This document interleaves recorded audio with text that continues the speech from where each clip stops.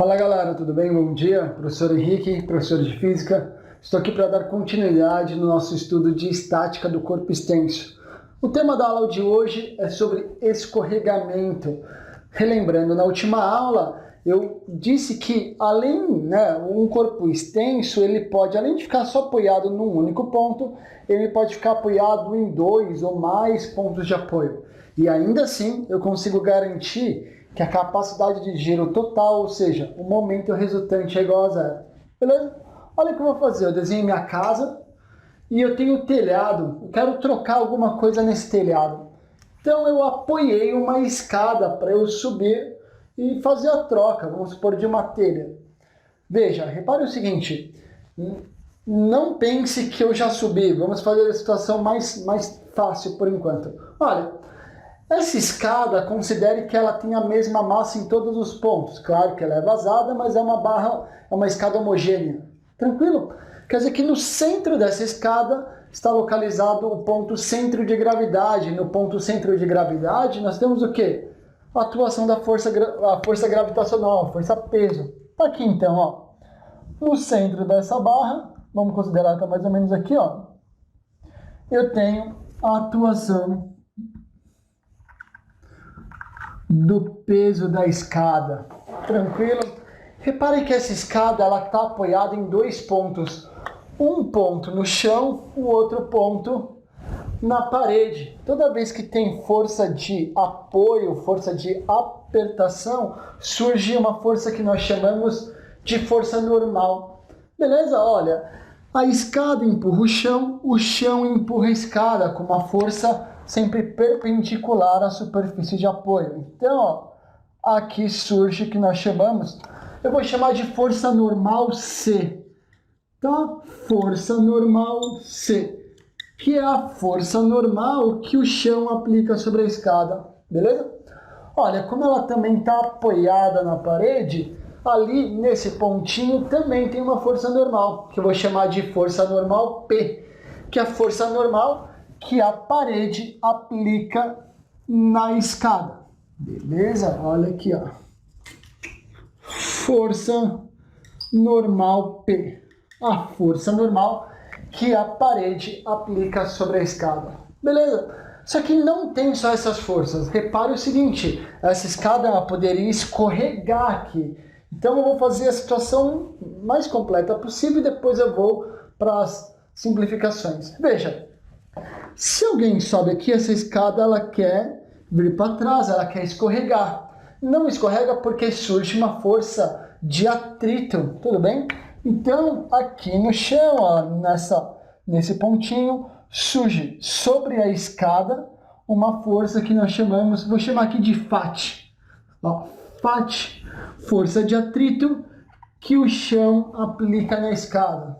Beleza? Repara que quando alguém sobe aqui, não precisa nem subir na verdade, essa escada está parada, mas ela quer escorregar, deslizar nessa parede. Essa parede não deixa. Ela não deixa por quê? Porque surge sobre esse ponto uma força de atrito, que eu vou chamar de força de atrito P, que é a força de atrito que a parede aplica sobre a escada. Tudo bem? Beleza? Repare o seguinte, para que eu garanta que essa escada está parada, lembra, eu precisava de 2 considerações. Força resultante é igual a zero. E aqui, ó, se a força resultante sobre essa escada é igual a zero, olha o que acontece. As forças verticais, elas somadas têm que dar zero. Quer dizer que a força normal que o chão aplica sobre a escada, mas a força de atrito que a parede faz nessa escada tem que ter a mesma intensidade do peso da escada. Quer dizer o seguinte, ó, que a força normal que o chão aplica na escada, mais a força de atrito que a parede faz na escada, ela tem a mesma, somadas, tem a mesma intensidade que o peso da escada. Verdade que assim ela não ganha, não acelera na vertical, né? Ela nem está subindo acelerada e nem descendo acelerada. A força resultante é igual a zero. Ela está estática, equilíbrio estático. Bom, mas e na horizontal? Bom, na horizontal ela também não pode se movimentar, porque se ela se movimentar, alguém cai daí de cima. Então, veja, a força de atrito está naquele sentido, a força normal da parede está no sentido contrário. Quer dizer que para que essa escada fique parada, a força de atrito que o chão aplica na escada tem que ser igual à força normal que a parede aplica na escada. Repare o seguinte, se isso é igual a isso e isso é igual a isso, a força resultante total sobre esse sistema é igual a zero. Quer dizer que ela não está acelerando. Beleza? Lembra? A força resultante é massa vezes aceleração. Essa é a primeira condição. Qual que é a segunda condição? A segunda condição, o momento resultante é igual a zero. Lembra? Toda a capacidade de giro total é igual a zero.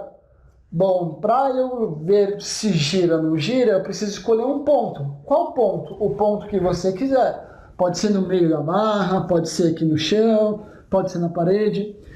Eu sugiro que você sempre pegue um ponto, ou esse ponto aqui do chão, ou esse ponto da parede. Sendo bem sincero, o mais fácil de analisar seria nesse pontinho aqui, ó. Vamos dizer que aqui está o meu polo de rotação. Tranquilo? E verifique, a força-peso da barra, da escada, faz com que ela gire para cá, no sentido horário. Repare que a força normal faz com que ela gire no sentido anti-horário. E a força de atrito também faz ela girar no sentido anti-horário.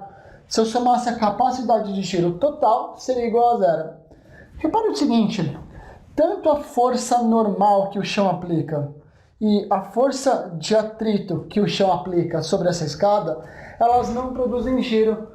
Por que elas não produzem giro? Porque elas estão justamente, ó, no ponto de rotação. Força vezes distância, se a distância é igual a zero, tanto essa força quanto essa força não produzem giro, beleza? Repare o seguinte, onde está a distância? Lembra qual a capacidade de giro, por exemplo, da força-peso? Bom, a capacidade de giro da força-peso é a força-peso vezes a distância. Que distância é essa? A distância é sempre entre a linha de atuação da força. Olha aqui, ó. A força-peso atua nessa linha aqui, ó. Até o polo de rotação. O polo de rotação está aqui, gente. Quer dizer que a distância, o braço de alavanca que eu escolho é esse daqui, ó. Esse daqui é o braço de alavanca, a distância que eu vou considerar.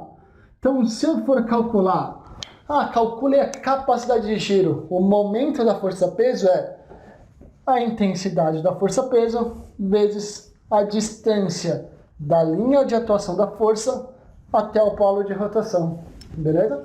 Essa é a situação mais geral possível. O que eu vou fazer agora? Vou fazer alguns exercícios com algumas simplificações para explicar isso da melhor maneira possível. Então, bora lá, vamos ao exercício. Vamos ao primeiro exercício de aplicação, que é da Universidade Estadual do Ceará. Uma escada em equilíbrio estático é apoiada em uma parede vertical e repousa formando um ângulo de 60 graus com a calçada horizontal. Sobre as forças de contato atuando na escada, é correto afirmar que... Qual é o ângulo formado entre essas duas forças normais? Galera, presta atenção aqui então.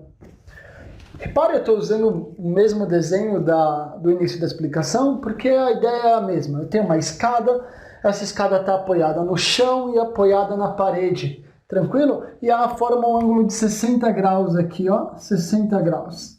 Beleza? Vamos marcar quais são as forças normais, forças de contato. Olha. A escada empurra o chão empurra a escada. Lembre-se, força normal é sempre perpendicular ao plano, sempre perpendicular à superfície. Aqui, ó, então força normal atua vertical e para cima aqui, ó, nesse ponto. Vou chamar de força normal C, que é a força normal que o chão aplica nessa escada. Tranquilo? Repare que essa escada também aperta a parede.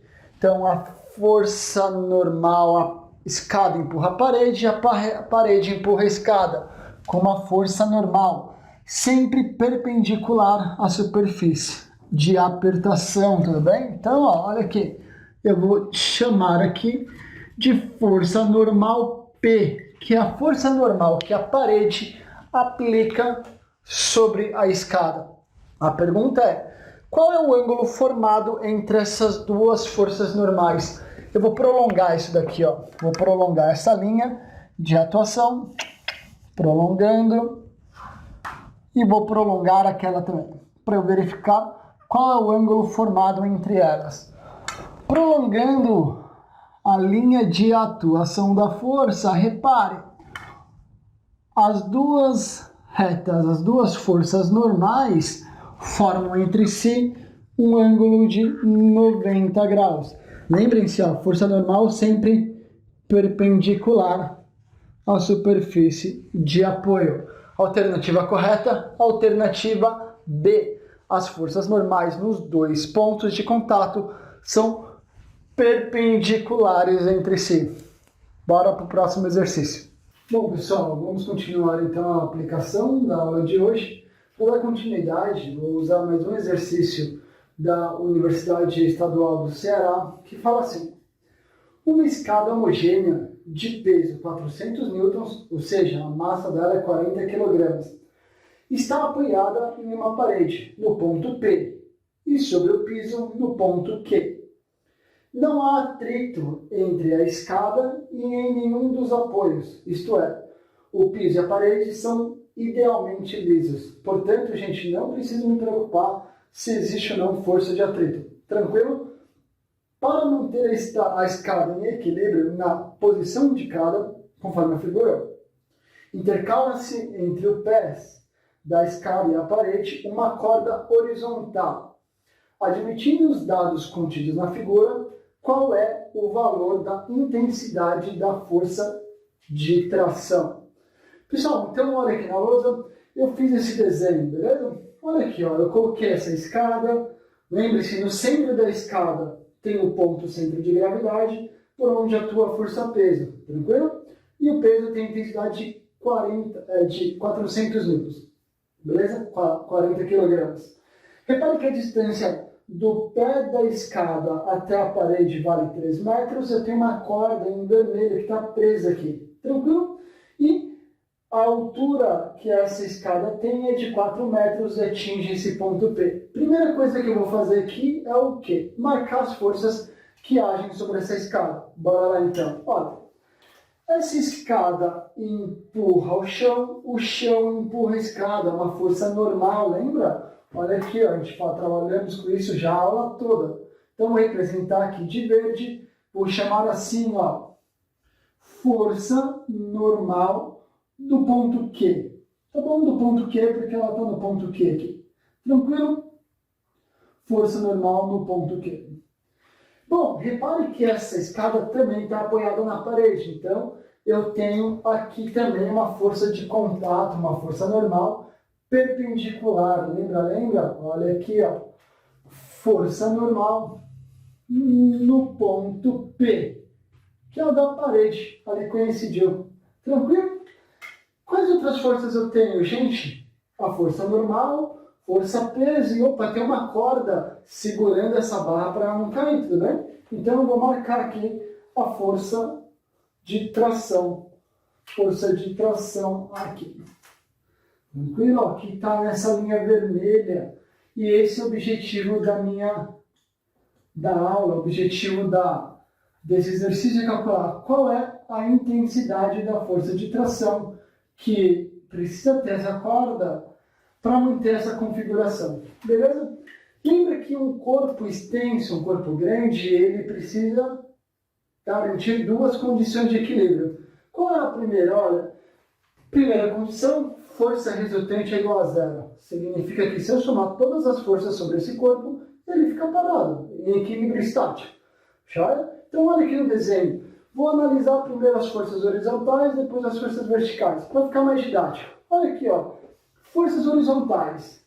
A tração puxa no sentido da parede, a força normal no sentido contrário. Repare que as duas estão na horizontal. Então, eu posso garantir o seguinte, gente. Olha, que a força de tração é igual à força normal aplicada no ponto P. Tranquilo? Opa, então quer dizer o seguinte, gente. Se eu quero saber qual é o valor da força de tração, se eu descobrir qual é a intensidade da força normal no ponto P, eu já sei resolver o exercício. Tranquilo? Bom, isso é o equilíbrio na horizontal. Vamos ver o equilíbrio nas forças na vertical. Olha, eu tenho a força normal no ponto Q e a força peso. Então eu posso garantir o seguinte, só tem essas duas. Eu posso garantir que a força normal no ponto Q é igual à intensidade do peso e ambas valem 400 newtons. Tranquilo? Mas eu estou te perguntando, poxa professor, mas eu não consigo resolver o exercício assim. Realmente, fazendo só a primeira condição não é possível. Porque eu chego que tração é igual a força normal e eu preciso descobrir qual é a intensidade dessa força normal. Então, vamos para a segunda condição de um corpo extenso ficar em equilíbrio. Como que é essa condição? O momento resultante é igual a zero. Newton vezes metro. Ou seja, se eu somar toda a capacidade de giro no sentido anti-horário, é exatamente igual a toda a capacidade de giro no sentido horário. Opa, aqui é um Hzinho. Tudo bem? Já? Tranquilo. Então vamos lá. Eu preciso, para isso, escolher um ponto de rotação. Qual ponto? Pode ser qualquer ponto dessa barra. Mas para ficar mais fácil, eu vou fazer o seguinte, ó. Vou adotar esse pontinho aqui. O ponto Q. Vou dizer que essa barra pode fazer isso daqui, ó. Tranquilo? O polo de rotação está aqui, ó. Tudo gira ao redor desse ponto Q. Então, olha, eu escolhi meu ponto de rotação, está no ponto Q. Beleza? Então, agora basta eu fazer o quê? Analisar quais forças fazem essa barra girar no sentido horário e quais forças fazem girar no sentido anti-horário. Tranquilo? Olha aqui, gente. Veja. Se o ponto está aqui, repare o seguinte. Essa força normal e essa força de tração não fazem essa escada girar. Por que não faz ela girar? Pelo seguinte motivo, veja, elas estão atuando bem no ponto de rotação. Então, força vezes distância, a distância é zero. Quer dizer que tanto a força normal no ponto Q quanto a força de tração, elas não produzem rotação. Porque elas estão presas nesse ponto também, ela gira ao redor desse ponto. Então, tanto essa força quanto essa não produzem giro quando eu pego o polo de rotação no ponto Q. Beleza? Sobraram duas forças. Olha, uma dessas forças é a força peso. Concorda comigo que a força peso faz essa barra cair aqui, ó, essa escada girar para cá. Isso é o sentido horário. Ó, a barra gira devido à força peso no sentido horário aqui, ó. Repare a força de normal, força de contato lá em cima. Veja, ela vai fazer a barra girar no sentido anti-horário. Então quer dizer o seguinte, gente, que toda a capacidade de giro que anti-horário, quer dizer que toda a capacidade de giro que a força peso produz no sentido horário é igual a toda a capacidade de giro que a força normal produz no sentido anti-horário. Então vamos lá, olha. Momento resultante anti-horário é igual ao momento resultante horário. Qual é o momento anti-horário? O momento anti-horário é da força normal. Então eu vou substituir. Momento anti-horário nada mais é que o momento da força normal. Tudo bem? Aqui, ó, no ponto P. Qual o momento horário? O momento horário é o peso, tudo bem? A capacidade de giro que o peso produz. Então, olha aqui, ó. Momento no sentido horário, resultante é o da força peso. Tranquilo? Como calcula momento? Lembra, momento é força vezes a distância da linha de atuação da força até o ponto de rotação. Vamos lá. Qual é a força? A força é a força normal que eu quero descobrir. Então, força normal no ponto P vezes a distância da força normal desse ponto P. Gente, qual é a distância dessa força até o ponto de rotação? Simples, vamos lá. Lembra, a distância é sempre entre a linha de atuação da força. Então vamos lá, vou prolongar aqui, ó. Daqui até aqui. Gente, a distância entre a linha de atuação da força até o ponto de rotação. Repare que a distância dessa força normal P até o ponto de rotação vale 4 metros. Tudo bem, ó? A distância da força, da atuação da força normal até o polo de rotação vale 4 metros. Que essa distância aqui, ó, a distância é sempre entre a linha de atuação da força até o ponto de rotação. Tranquilo? Daqui desse ponto até aqui, 4 metros. Tranquilo? Bom, qual é ali a força peso? Então aqui é peso vezes a distância da força peso até o ponto de rotação. Bom, a intensidade da força peso vale 400, isso eu sei. Gente, olha a distância da atuação da força peso até o ponto de rotação. Olha aqui, ó, vou fazer de verde. A linha de atuação da força está aqui, ó. Tudo bem? Já é? Então, a distância da atuação da força peso até o ponto de rotação está aqui, ó. Distância de atuação da força peso. Puxa, como eu calculo isso? Simples. Olha, se essa distância total tem 3 metros, e eu falei para vocês nas aulas anteriores o seguinte, olha, que a força peso sempre fica o quê? Na metade dessa barra. Então, se tudo isso tem 3 metros, essa distância da linha de atuação da força peso até o polo de rotação vale 1,5, porque ela está exatamente no meio. Tranquilo? Então, eu vou substituir esses valores aqui.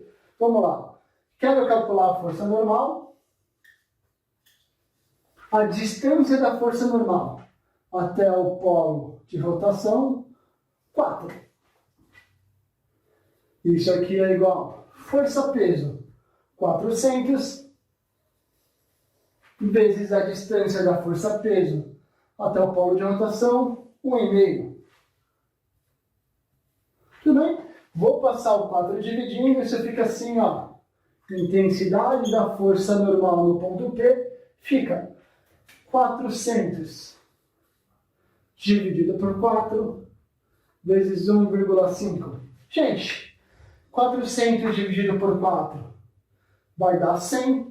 100 vezes 1,5 quer dizer que a intensidade da força normal no ponto P vale 150 newtons.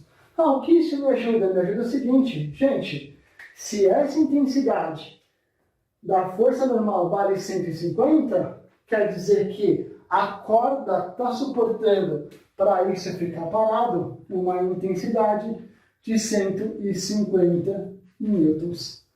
A alternativa correta do exercício, a alternativa A. Tranquilo, pessoal? Sugiro que você revise esse exercício de novo, veja com calma. Eu vou explicar ele na próxima aula online. Espero que vocês estejam conseguindo acompanhar o curso. Ótima semana para vocês. Beijo no coração. Até logo.